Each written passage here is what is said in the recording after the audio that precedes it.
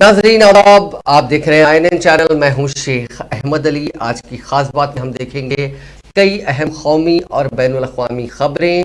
वज़ीर आज़म नरेंद्र मोदी ने हफ्ते के रोज़ कहा कि हुकूमत खुर्दनी तेल के शोबे में मुल्क को खुद कफील बनाने के मिशन के साथ कोशिशें कर रही हैं और उसके लिए पाम ऑयल बागात को मुख्तलिफ सूबों में 6 लाख हेक्टेयर में लगाने का हदफ है।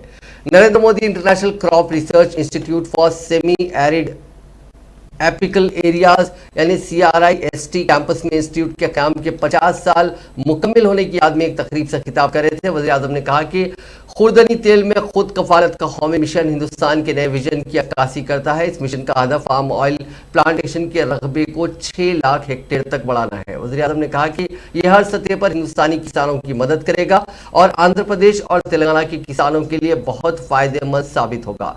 तेल की सनत के अंदाजों के मुताबिक 2021-22 में हिंदुस्तान में खुर्दनी तेल की पैदावार तकरीबन 10 मिलियन टन रहने का तखमीना है, जबकि खपत तकरीबन 23 मिलियन टन होगी।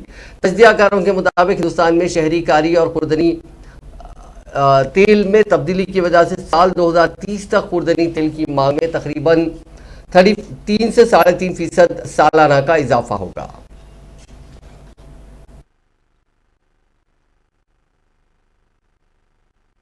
साथियों, क्लाइमेट चेंज वैसे तो दुनिया की हर आबादी को प्रभावित करता है, लेकिन इससे सबसे ज्यादा प्रभावित लोग वो होते हैं जो समाज के आखिरी पायदान पर होते हैं, जिनके पास रिसोर्सेज की कमी है, जो विकास की सीढ़ी में ऊपर चढ़ने के लिए मेहनत कर रहे हैं। इनमें बड़ी संख्या में हमारे छोटे किसान हैं और भारत में 80-85% किसान छोटे किसान हैं। हमारे छोटे किसान क्लाइमेट चेंज की बात उनके लिए बहुत बड़ा संकट बन जाती है। इसलिए भारत ने क्लाइमेट चैलेंज से निपटने के लिए दुनिया से इस पर विशेष ध्यान देने का आग्रह किया है। भारत ने 2070 तक 2070 तक नेट जीरो का टारगेट तो रखा ही है। हमने life mission, lifestyle for environment, इस लाइफ मिशन की जरूरत को भी हाईलाइट किया है। उसी प्रकार से प्रो प्लेनेट पीपल एक ऐसा मूवमेंट है जो क्लाइमेट चैलेंज से निपटने के लिए हर कम्युनिटी को, हर इंडिविजुअल को क्लाइमेट रिस्पॉन्सिबिलिटी से जोड़ता है। ये सिर्फ बातों तक सीमित नहीं है, बल्कि भारत सरकार के एक्शंस में भी ये रिफ्लेक्ट होता है। बीते सालों के प्रयासों को आगे बढ़ाते हुए इस साल के बजट में क्लाइमेट एक्शन को बहुत अधिक प्राथमिकता दी गई है। ये बजट हर स्तर पर, हर सेक्टर में ग्रीन फ्यूचर के भारत के कमिटमेंट्स को प्रोत्साहित करने वाला है।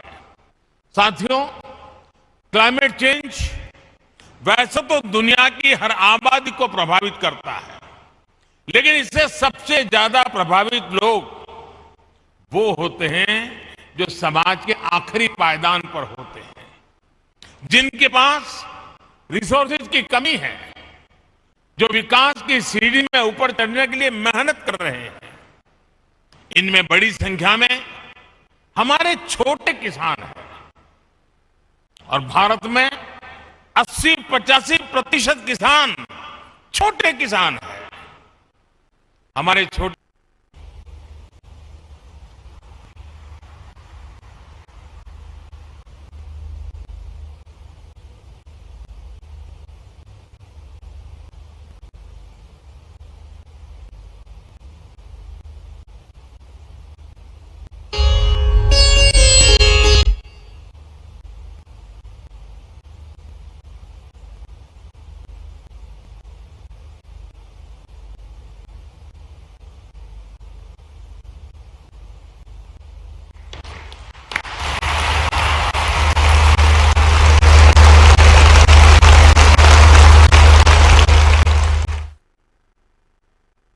समय निकाला और इस कार्यक्रम को गरिमा प्रदान की। मैं आप सब लोगों की ओर से माननीय प्रधानमंत्री जी का हृदय से बहुत बहुत स्वागत करता हूं, बहुत बहुत इस मौके पर अभिनंदन करना चाहता हूं। यह वर्ष आजादी के अमृत महोत्सव का वर्ष है और इसी वर्ष एक्रिसाइड के भी 50 वर्ष पूरे हो रहे हैं। दोनों अवसर ऐसे हैं जो निश्चित रूप से हम सबको प्रेरणा प्रदान करने वाले हैं। जो हमारे संकल्प हैं उन्हें पूर्ण करने का समय है और आने वाले 25 वर्षों के लिए नए संकल्प लेकर चलने का यह कालखंड है। एग्रीसेट के 50 वर्ष की पूर्णता पर मैं एग्रीसेट परिवार के सभी सदस्यों को हृदयपूर्वक बहुत बहुत बधाई देता हूं, बहुत बहुत इस मौके पर शुभकामनाएं देना चाहता हूं। अभी हाल ही में वजीर आजम नरेंद्र मोदी ने कहा कि हैदराबाद स्टेट की आज़ादी में उस वक्त के वजीर दाखिला सरदार पटेल का अहम रोल था। सरदार पटेल की दानिशमंदी की वजह से ही आज हैदराबाद को आज़ादी मिली है। उन्होंने आज जिले रंगारेड्डी के मुंचितल में हिंदुओं के रूहानी गुरु चीना जीआर स्वामी के मठ में तंसीब करदा 11वीं सदी के विष्णु संत श्री रामानुजाचार्य के मुजस्समे मसावात की नकाब कुशाई की और खुसूसी पूजा में शिरकत की। बाद अज़ा मुनक़दा तकरीब से खिताब करते हुए वज़ीर आज़म ने कहा कि आज यहाँ जिस शख्सियत के मुजस्समे की नकाब कुशाई की गई है वो एक दौर के रामानुजाचार्य हैं जिन्होंने तमाम कौमों में मसावात लाने के लिए अपनी ज़िंदगी वक्फ कर दी। उन्होंने दलितों को मंदिरों में दाखिले की इजाज़त दी और ये पैगाम दिया कि इंसान का मजहब अहमियत नहीं रखता बल्कि उसके अखलाक अहमियत रखते हैं।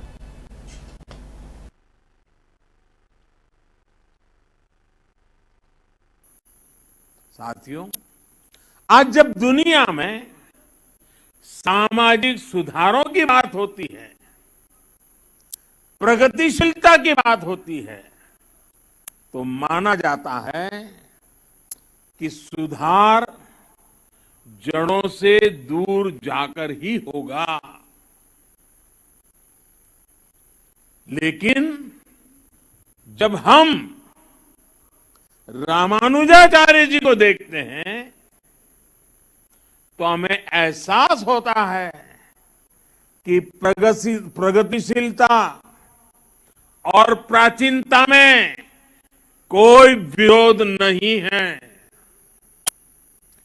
ये जरूरी नहीं है कि सुधार के लिए अपनी जड़ों से दूर जाना पड़े, बल्कि जरूरी ये है कि हम अपनी असली जड़ों से जुड़े, अपनी वास्तविक शक्ति से परिचित हो। आज से 1000 साल पहले तो रूढ़ियों का दबाव, अंधविश्वास का दबाव कल्पना के बाहर कितना ज्यादा रहा होगा। लेकिन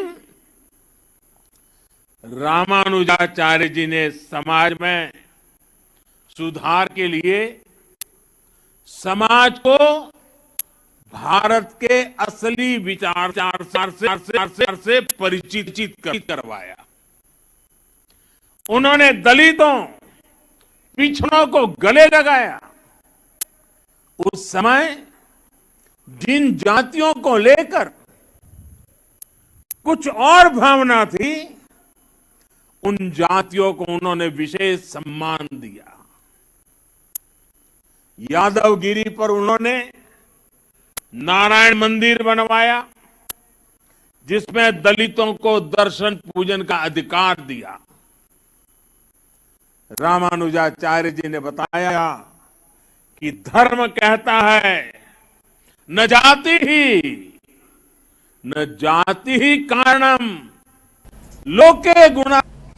कर्नाटक में कॉलेज की जानिब से मुस्लिम तालिबात को हिजाब पहनने की वजह से कॉलेज में दाखिल नहीं होने देने के मामले में कांग्रेस के साबिक सदर राहुल गांधी ने रद्द अमल जाहिर करते हुए कहा कि हिजाब के नाम पर हिंदुस्तान की इन बेटियों के साथ ऐसा नहीं होना चाहिए। राहुल गांधी ने ट्वीट किया कि तुलबा की तालीम की राह में हिजाब को हायल करके हम हिंदुस्तान की बेटियों के मुस्तकबिल पर डाका डाल रहे हैं। माँ सरस्वती सभी को तालीम से आरास्ता करें, वो किसी भी इम्तियाज नहीं करती। हाल ही में कर्नाटक के वज़ीर तालीम बीसी नागेश ने हिजाब तनाज़े पर कहा था कि तालिबात को हिजाब पहनने की इजाज़त देकर स्कूलों को मैदान जंग नहीं बनने दिया जाएगा। उनका कहना था कि स्कूल मुक़द्दस मकाम है और ये ज़रूरी है कि यहाँ पर सबको बराबरी का एहसास हो। उन्होंने कहा कि उनका मौक़िफ़ साफ है, ये सब तालीमी दौरों में नहीं चलेगा।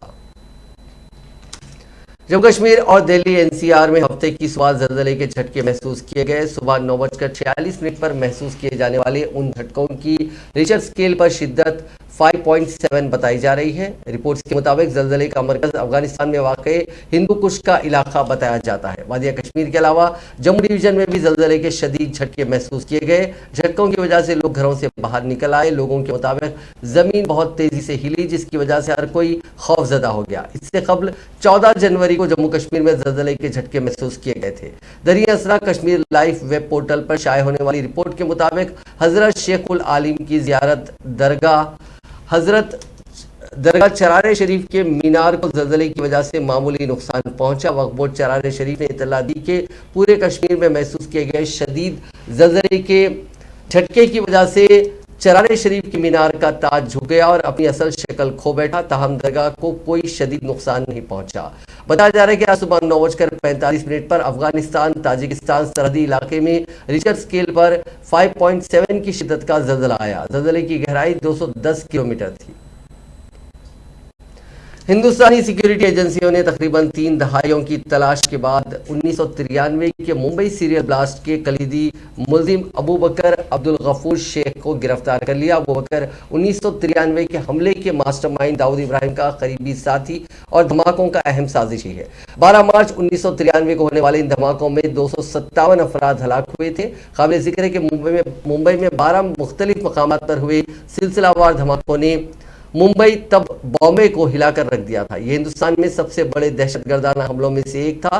ज़राए ने बताया कि अबू बकर पाकिस्तान मकबूजा कश्मीर में असलाह और धमाका खैज मवाद की तरबियत देने दुबई में दाऊद इब्राहिम की रिहाइशगाह पर धमाकों की साजिश रचने और मनसूबाबंदी में मुलविस था। मुंबई धमाकों को दाऊद इब्राहिम की जानिब से कोऑर्डिनेट किया गया था। ये धमाके टाइगर मेमन और याकूब मेमन के जरिए अंजाम दिए गए थे। ज़राए ने बताया कि कारोबार में दिलचस्पी रखने वाला अबू बकर अब्दुल गफूर शेख खलीजी ममालिक से मुंबई में सोने और इलेक्ट्रॉनिक्स के सामान की स्मगलिंग में भी मुलविस रहा।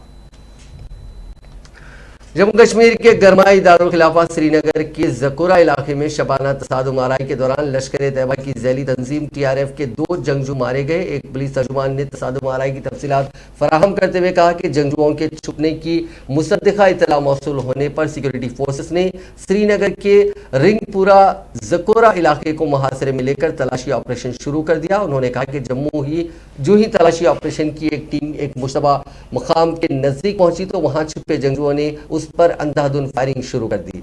तर्जुमा ने कहा कि सिक्योरिटी फोर्सेस एहलकारों ने जवाबी कार्रवाई की, जिसके नतीजे में तरफैन के दरमियान तसादुम छिड़ गया। कांग्रेस कायद राहुल गांधी ने आज उत्तराखंड के कई इलाकों में अपनी पार्टी उम्मीदवारों की तायद में मुहिम चलाई। इसके अलावा राहुल गांधी ने मुख्तलिफ मनादिर में पूजा भी की।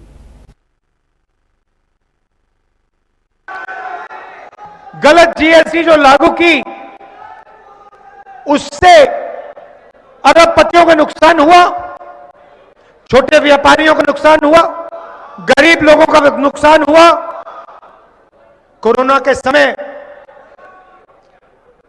समय में उत्तराखंड ने पूरे देश का रिकॉर्ड तोड़ा। कुंभ मेला में कोरोना की टेस्टिंग हुई और सबसे बड़ा भ्रष्टाचार, जो लोग धर्म की बात करते हैं उन्हीं लोगों ने कुंभ मेला में फेक टेस्टिंग करके आपसे पैसा चोरी किया है। तो 2 हिंदुस्तान, हाँ, ये देखिए, ये दूसरी बात है। आमतौर से एक मुख्यमंत्री बनता है, अच्छा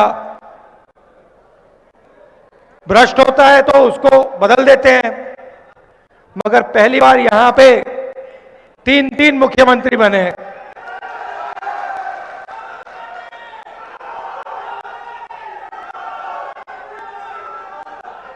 तीन तीन मुख्यमंत्री भ्रष्टाचार का इन लोगों ने रिकॉर्ड तोड़ दिया है। नरेंद्र मोदी जी कहते थे 2 करोड़ युवाओं को हर साल मैं रोजगार दिलवाऊंगा। जहां भी जाते थे 15 लाख रुपए बैंक अकाउंट में। देखो हंसी आ रही है, अब हंसी आ रही है, उस टाइम हंसी नहीं आ रही थी। उस टाइम उत्तराखंड की जनता को हंसी नहीं आ रही थी। उस टाइम 15 लाख रुपए बैंक में आने थे, 2 करोड़ युवाओं को रोजगार मिलना था, किसानों की आमदनी दुगनी होनी थी। क्या हुआ?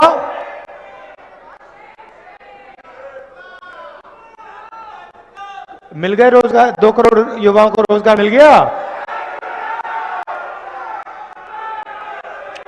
15 लाख रुपए आ गया बैंक अकाउंट में। अच्छा, 15 लाख रुपए आपको नहीं दिए, नोटबंदी में आपकी जेब से निकाल के ले गए।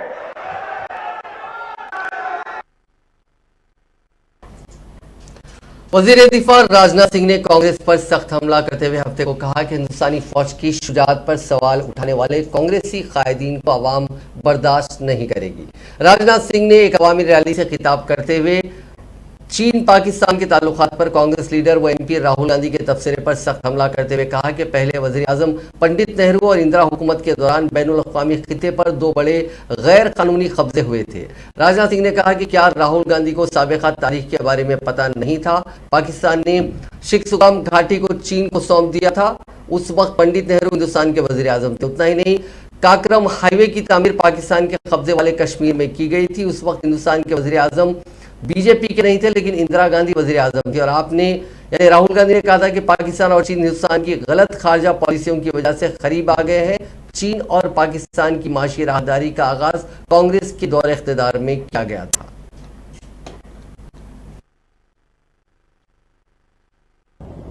उड़ी और पुलवामा में आज के 4-5 साल पहले यही हम ही लोगों की सरकार थी। पाकिस्तान से कुछ आतंकवादी आकर उन्होंने हमारे पैरामिलिट्री फोर्सेस के जवानों की हत्या कर दी। हमारे कई जवान शहीद हुए। उसके बाद हमारे प्रधानमंत्री ने हम 2-3 लोगों के साथ बैठकर चटपट फैसला किया। बहनों भाइयों, उस समय मैं भारत का गृह मंत्री, चटपट फैसला। और आपने उसके बाद देखा कि हमारे सेना के जवानों ने पाकिस्तान की धरती पर जाकर आतंकवादी ठिकानों का सफाया करने में कामयाबी हासिल की।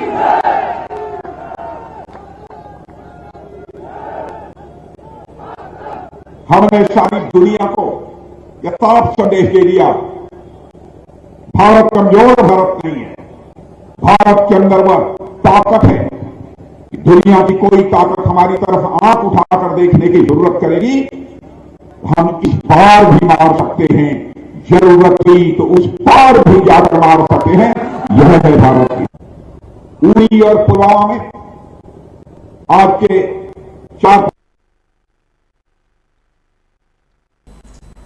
समाजवादी पार्टी के सदर अखिलेश यादव ने कहा कि उत्तर प्रदेश में भारतीय जनता पार्टी की योगी हुकूमत के तफरीखाना पॉलिसियों से अवाम इस कदर नाराज है कि इंतखाबात के बाद अलीगढ़ ही नहीं बल्कि पूरी रियासत के अवाम बीजेपी पर ताला लगा देंगे। अखिलेश यादव ने हफ्ते के रोज अलीगढ़ में मुनक्किदा एक प्रेस कॉन्फ्रेंस में एसपी उम्मीदवारों की हिमायत करने की अपील करते हुए कहा कि गुज़िश्ता 5 साल में अवाम की बीजेपी के तई नाराजगी का आलम यह है कि अब रियासत के 80% लोग एसपी आरएलडी इत्तेहाद के साथ आ गए हैं। उन्होंने बीजेपी पर आईनी इदारों को नीस्तो नाबूद करने का इल्जाम लगाते हुए कहा कि दिल्ली में नई पार्लियामेंट इमारत तामीर कर रही बीजेपी आईन भी तब्दील कर सकती है।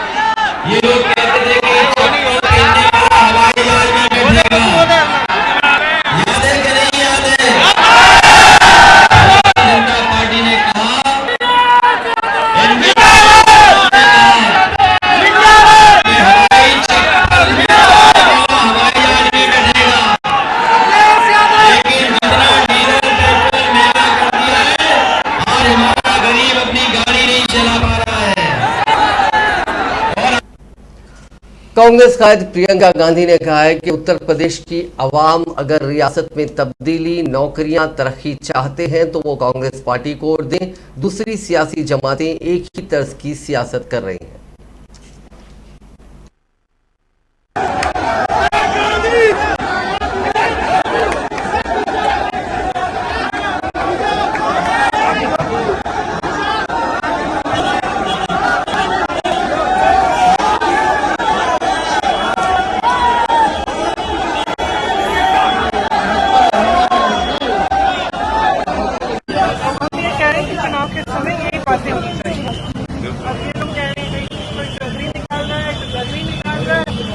भर्ती निकलवाओ, है ना। ये नौजवान तमाम पड़े हुए बेरोजगार, भर्तियां पड़ी हुई हैं, 12 लाख खाली पद पड़े हैं सरकार में।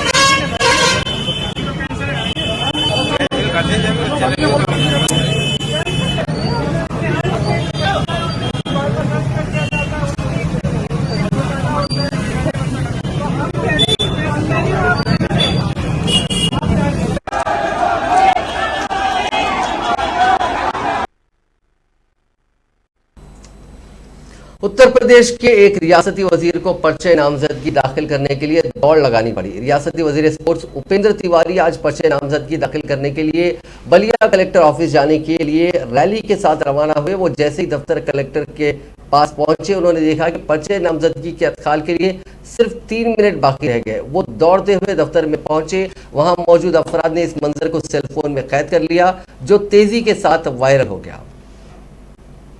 अगर आप बच्चों को केयर टेकर के भरोसे छोड़कर काम पर जाते हैं तो एक खबर जरूर देखें। गुजरात के सूरत से दर्दनाक मामला सामने आया। यहाँ एक नौकरानी ने 8 महीने के मासूम बच्चे को इतना पीटा कि बच्चे को ब्रेन हैमरेज हो गया। अफराद खानदान को मामले की जानकारी सीसीटीवी फुटेज देखने के बाद हुई। उस खातून को बच्चे को पीटने के इल्जाम में गिरफ्तार कर लिया गया है। सूरत शहर में एक कपल के जुड़वा बच्चे हैं, क्योंकि शोहर भी नौकरी करते हैं, इसलिए बच्चों की देखभाल के लिए उन्होंने एक खातून को काम पर रखा। बच्चे के माँ बाप ने बताया कि उन्होंने 2 दिन पहले ही सीसीटीवी कैमरे लगवाए थे। पड़ोसियों ने उन्हें बताया कि उनके जाने के बाद बच्चों के रोने की बहुत ज्यादा आवाजें आती हैं। पड़ोसियों की बात सुनकर उन्होंने सीसीटीवी कैमरा लगवाया, जिससे मामले का खुलासा हुआ। इस कपल ने सीसीटीवी में देखा कि वो खातून बच्चे को गोद में बिठाकर मार रही है, कभी उसे बेड पर पटक रही थी। ऐसा खातून ने 1.5 घंटे तक किया। इस कपल की शिकायत पर पुलिस ने उस खातून को आईपीसी की सेक्शन 307 यानी इक़दाम कत्ल और 323 के तहत मामला दर्ज करके गिरफ्तार कर लिया। महाराष्ट्र के नासिक में एक सड़क हादसे का वाकया कैमरे में कैद हो गया। यहाँ एक तेज रफ्तार स्विफ्ट कार बेकाबू होकर सड़क छोड़कर सीधे एक दुकान में जा घुसी। इसमें सड़क किनारे की दुकानें बुरी तरह से तबाह हो गई। हादसे के वक्त दुकान में 2 लोग मौजूद थे और दोनों ने किसी तरह छलांग लगाकर अपनी जान बचा ली। कहते हैं कि खुशनसीब होते हैं वो जिनकी बेटियां होती हैं। सोशल मीडिया पर वायरल हो रहे इस वीडियो को देखकर किसी भी शख्स का दिल पिघल जाएगा। वीडियो में एक बच्ची को फूट फूट कर रोते हुए देखा जा सकता है। इस बच्ची के रोने की वजह है बहुत खास। मासूम को इस बात की तशवीश या फिक्र है कि उसके पापा बहुत काम करते हैं और खाना भी नहीं खाते। बच्ची की इस बात पर माँ कहती है कि पापा को सुबह खाना खिलाकर भेजती हूँ, पापा का ध्यान रखती हूँ, लेकिन बच्चे तो बच्चे होते हैं। इसके जवाब में बच्ची सिसकते हुए कहती है कि लेकिन शाम को तो पापा कुछ नहीं खाते, भूखे रहकर काम करते हैं। ये वीडियो सोशल मीडिया पर जमकर वायरल हो रहा है और इसे बहुत प्यार मिल रहा है।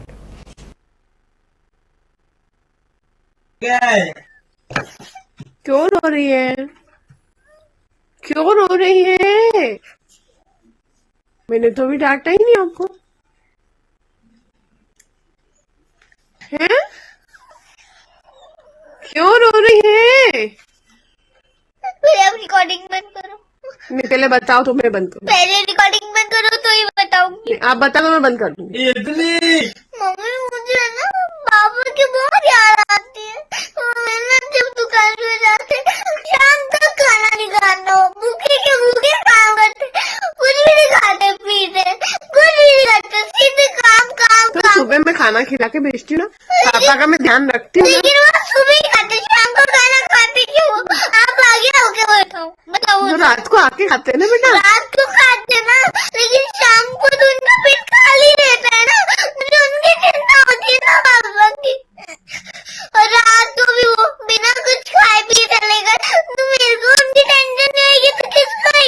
मेरी बात सुन। दुनिया की हर बच्ची को अपने पापा की टेंशन होती है, अच्छा इसके लिए वो दुबली पतली हो जाती है। अच्छा, खाना खाएंगे ना, वो भी अंकल को सामान देना ज्यादा जरूरी था। लेकिन भूखे भूखे तो बेटा अगर अभी वो खाना खाने बैठते हो उनके ग्राफ निकल जाएगा तो। अब बात कोरोना वायरस की। पिछले 24 घंटों में दुनिया भर में कोरोना के 30,44,975 नए मामले दर्ज हुए। इसी दौरान 12,924 अफराद की मौत हो गई। इस इजाफे के बाद दुनिया भर में कोरोना से मुतासरीन का मजमूई आंकड़ा 39,24,50,892 हो गया, जबकि अमवात की तादाद बढ़कर 57,46,705 हो गई। फिलहाल दुनिया भर में 7,57,48,681 अफराद का इलाज जारी है।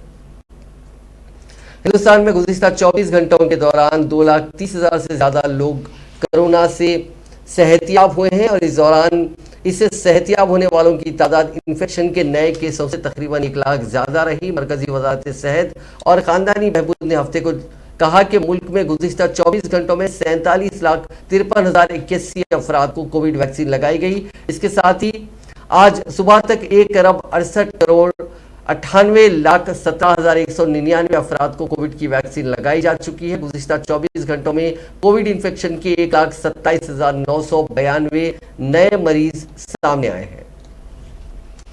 आखिर में दिलचस्प खबर, न्यूजीलैंड में एक तोते की हरकत। नाज़रीन, आज की खास बात में बस इतना ही। देखते रहिए INN चैनल। कल हम फिर हाजिर होंगे नई खबरों के साथ, नए एनालिसिस के साथ। फिलहाल दीजिए इजाजत। खुदा हाफिज।